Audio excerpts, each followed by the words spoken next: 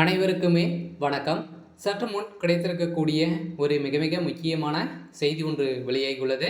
சற்று முன் திமுகவின் முக்கிய புள்ளி கட்சியிலிருந்து திடீர் நீக்கம், விடுத்த கலவரம், இது மாதிரி செய்திகள் வெளியாகிருக்கு.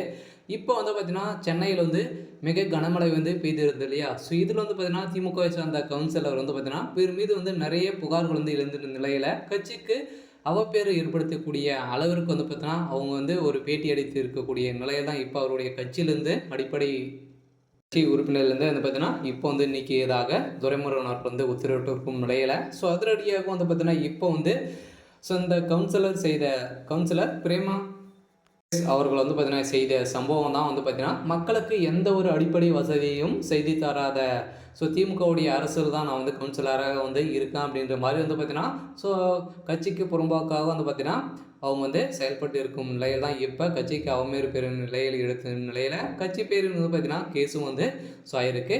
இதை தொடர்ந்து தான் திடீர்னு திமுகவிலிருந்து பார்த்தீங்கன்னா கவுன்சிலர் பிரேமா சுரேஷ் அவர்கள் பார்த்தீங்கன்னா கட்சியிலிருந்து நீக்கம் செய்யப்பட்டதாக ஒரு பரபரப்பான செய்தி வெளியே இதைத் தொடர்ந்து தற்போது பொதுச் செயலாளர் துரைமுருகன் கட்சியில் அடிப்படை உறுப்பினர் உள்ளிட்ட அனைத்து பதவிகளிலும் நீக்குவதாக அறிவித்திருந்த நிலையில், அதாவது கட்சியின் நலனுக்கு எதிராக அவர் செயல்பட்டதாக கூறி அவரை கட்சியிலிருந்து துரைமுருகன் நீக்கியுள்ளார். இந்த நிலையில் பிரேமா சுரேஷ் சமீபத்தில் மழை பாதிப்பு தொடர்பாக தொலைக்காட்சிக்கு சர்ச்சைக்குரிய வகையில் பேட்டி அளித்துள்ளார். இதைத் தொடர்பாக கட்சி மேல் இடத்திற்கு புகார் எழுந்துள்ள நிலையில், அதாவது சென்னையில் எதிர்பாராத அளவுக்கு கனமழை பெய்ததால் நெடுஞ்சாலையில் மழைநீர் பெருக்கெடுத்து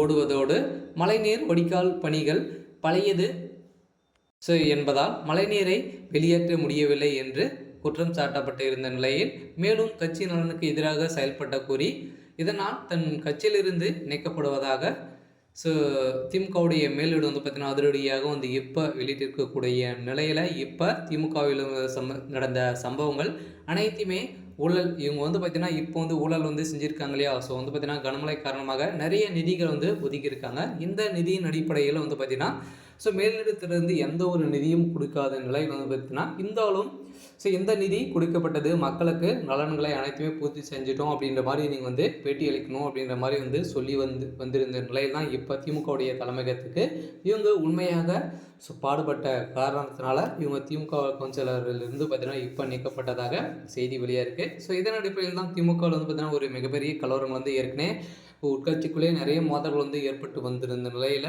மீண்டும் அடுத்தடுத்து பார்த்தீங்கன்னா திமுக இருக்கக்கூடிய ஸோ கவுன்சிலர்கள் ஸோ முக்கிய புள்ளிகள் அனைத்தையுமே ஸோ வெளியேற போகிறதாகவும் செய்தி வெளியே இருக்குது. இருந்தாலும் இப்போ திமுகவுடைய கூட்டணி ஒட்டுமொத்தமாக உடைந்திருக்கு இல்லையா? ஸோ இப்போ உடைஞ்சிச்சு அப்படின்னா வருகிற சட்டமன்ற தேர்தலில் திமுகவுடைய மன்னராட்சி இருக்காது அப்படின்ற மாதிரி தான் அதோ ஒரிஜினல்கள் பேசிய சம்பவம் இப்போ நடந்துட்டு வருது.